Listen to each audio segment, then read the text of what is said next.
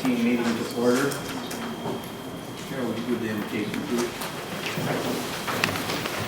And the body of the presence here tonight, God, we let board members and their decisions for the county. Allegiance to the flag of the United States of America and to the republic for which it stands, one nation, under God, indivisible, with liberty and justice for all. Mr. Reinhardt, call the roll. Mr. Chapman? Present. Mr. Rao? Here. Mr. Vost? Here. Mr. Urbis? Yes. Ms. Burke? Here. Mr. Liggins? Here. Ms. Mueller? Yes. Mr. Redmond? Here. Ms. Hunter? Here. Mr. Maxwell? Here. Mr. Larkin? Ms. Peterson? Here. Chairman Rendell? Here. We have a quorum. The next item on the agenda is the approval of minutes. You have in the packet the minutes from the meeting of August 18th, and I entertain a motion to approve the minutes. So moved. Is there a second? Second. Is there any discussion, corrections? All those in favor of approving the minutes as presented indicate by saying aye. Aye. Any opposed? Motion carries. Next item is recognition of visitors. We have a lot of visitors. Nice to see you all. I presume some of you wish to make comments? Yes? I'd like to make a comment. That's the next item on the agenda. So thank you all for coming. If anybody in particular wants to be recognized by name, go ahead and say your name, and maybe we should pass around the sheet. Well, I'll tell you what, when you get up to speak, just tell us your name and we'll go from there. Also, next item on the agenda is citizen comments.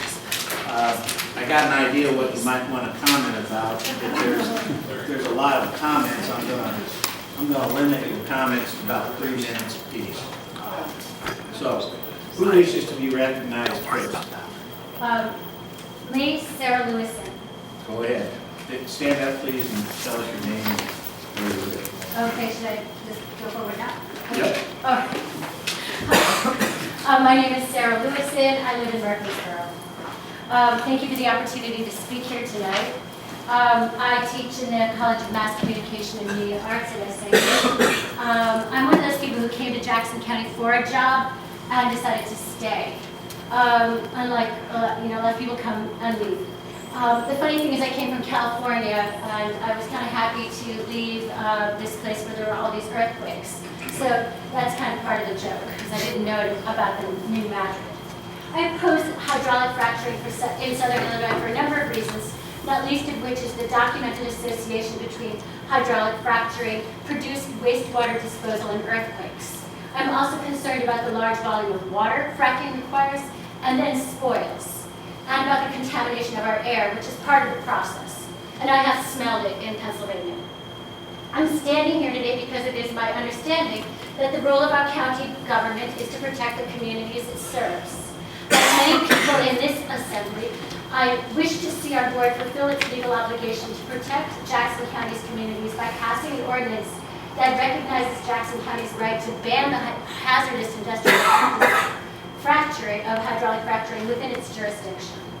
Last week, some of us spoke before the Health, Safety, and Solid Waste Committee, and I'd like to thank all of you on that committee for your time and for your consideration. The board members who were present at this meeting also had some questions that we will respond to today. Just a few questions. One of these concerned our relationship to government and to governance. We should all be familiar with the idea that our governmental system is built upon the consent of the governed. This notion that the people willingly consent to governance because they are fairly represented is foundational to our national democratic ideal. The reality, however, is that that promise of consent is too often rescinded if the will of the people opposes or blocks the intentions of powerful industrial forces, particularly outside corporate businesses that have the means to influence the political process within our county's borders. We did not consent to being put in harm's way of the fracking industry, nor did we consent led to sacrificing our water, soil, and public infrastructures. We still do not consent to this, and in taking on these forces, we must rely on our own persistence and on our belief that we are in the moral right. As constituents and residents, therefore, we will continue to ask the board to fulfill its obligation to protect its people. The water we all use to drink, cook, and wash, the air we all inhale, and the health of our ecosystem, its soils, its forests, its farms. Our concerns are the concerns of citizens. Our concerns regard a big picture, which is the protection of essential resources that maintain lives, hopefully healthy lives, for our generation and for future generations, and especially for those generations who will not enjoy the boom times. There's not a lot of us talking. How many are going to speak? Yeah, thank you. The state's use, I'm answering these questions. The state's use of state preemption and the application of Dillon's rule thus violates our civil rights to local self-governance and to protection from the harmful, toxic, chemical, and biologically altering processes that are unleashed through the hydraulic fracturing process. Dillon's rule is the one where the state is the parent to the child. Now, what kind of parent, and the parent has the final say, but what kind of parent would do that to their kid? We would put that child in child protective services. State preemption and Dillon's rule stand in contradiction to what we learned in elementary school, that government is based, in a democracy, is based on the consent of the people. The state and corporate power cannot legitimately, therefore, preempt our fundamental right to govern our own community. Moreover, one could say that a legitimate government does not seek to preempt its citizens' authority to govern their own community. The use of the doctrine, and so the other point is the use of doctrine of corporate rights to stymie local community self-governments must also be recognized for what it is. An illegitimate use of law against the people. Corporations are property, chartered in the name of the people. They cannot have rights, only privileges granted to them. Corporations do not get thirsty. Corporations do not have kidneys or livers and do not get cancer. They do not have the same needs living beings do. Yet the granting of such privileges to corporations has led us to a situation of crisis in our communities today, where corporations enjoy more rights to operate in our community than we do to keep them out. I'm almost done. Let me wrap it. All right. So the real story is that we live in a system of law that's unjust because it not only legalizes but facilitates, aids, and abets wealthy, powerful, and out-of-state corporations from coming into our community and against our consent and using us as guinea pigs. So it must be possible in a democratic republic for people to be able to change a law that's unjust. And so you know the rest. As our county representatives, we ask you to do so. Thank you.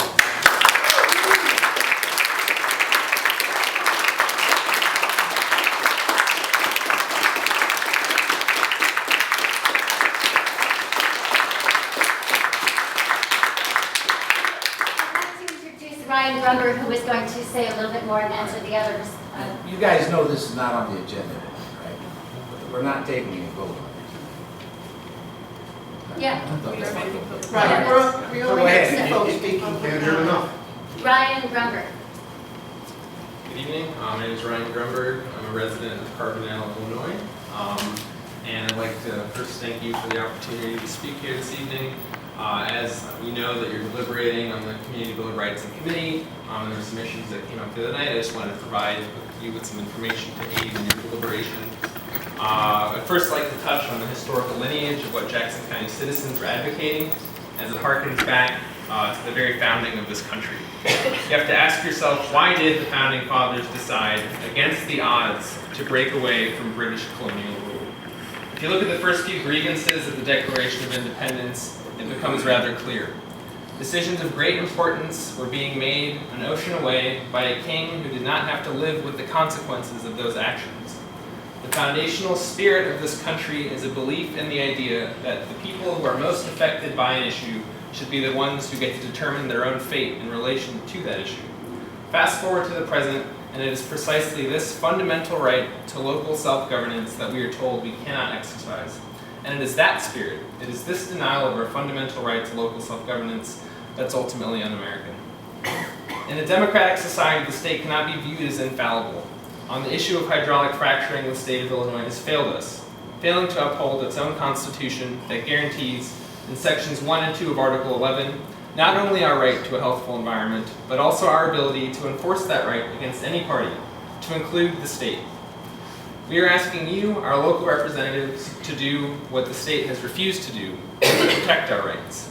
That is your legal obligation, and we are asking you to do so, both for us as well as the future generations mentioned in the part of the state constitution cited above. We realize that you have requested a legal opinion from the state's attorney, but I'm sad to say that we already know what his opinion will be. Not because we can see into the future, but because of who he works for, the state. His duty and his legal obligation is to the state.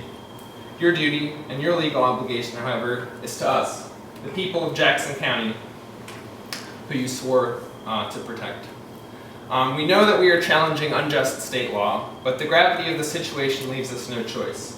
For if the state's actions turn our Constitution into mere words on paper, what option are we left with? Indeed, the Constitution states that, quote, a frequent recurrence to the fundamental principles of civil liberty, civil government is necessary to preserve the blessings of liberty, close quote. And that is precisely what we aim to do. We know the state's attorney will warn you about potential litigation, but this raises an interesting question. Will the state really attempt to sue its own citizens? If the state is ready and willing to sue its own citizens, what does that say about the sort of government under which we are living? Furthermore, the individuals spreading fears of lawsuits are the same out-of-state corporations and their supporters who would be the ones to bring a lawsuit. If those corporations and their supporters are so worried about these lawsuits, the answer is rather simple. Don't sue us. But this in and of itself